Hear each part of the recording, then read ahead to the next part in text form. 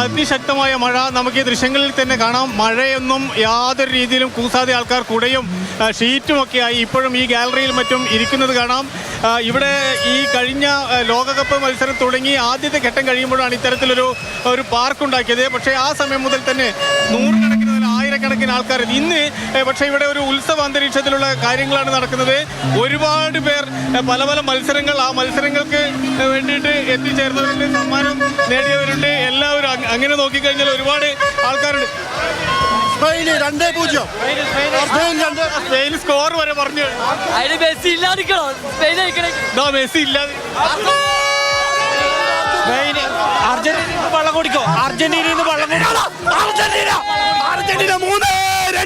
3-2 കപ്പുമായിട്ട് ഇവരാക്കി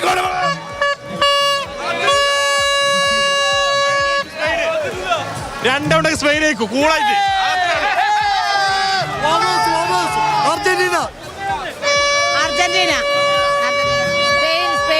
അടുത്തടുത്തിരിക്കുന്ന ആൾ തന്നെ തമ്മിൽ നല്ല മിക്കവാറും മത്സരമായിരിക്കും.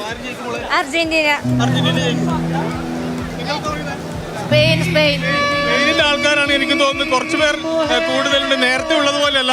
നമ്മളിപ്പോൾ ജേഴ്സി വെച്ച് നോക്കിക്കഴിഞ്ഞാൽ ഏറ്റവും കൂടുതൽ കാണാനുള്ള ജേഴ്സി ഒരുപക്ഷെ അർജന്റീനതായിരിക്കും.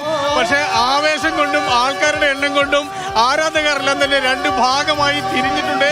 സ്പെയിൻ എന്നും Argentina, Spain Argentina, Spain Argentina, ഈ രീതിയിലുള്ള ബഹളമാണ് നമുക്ക് ഇവിടെ മുഴുവൻ കാണാൻ വേണ്ടി കഴിയുന്നത്.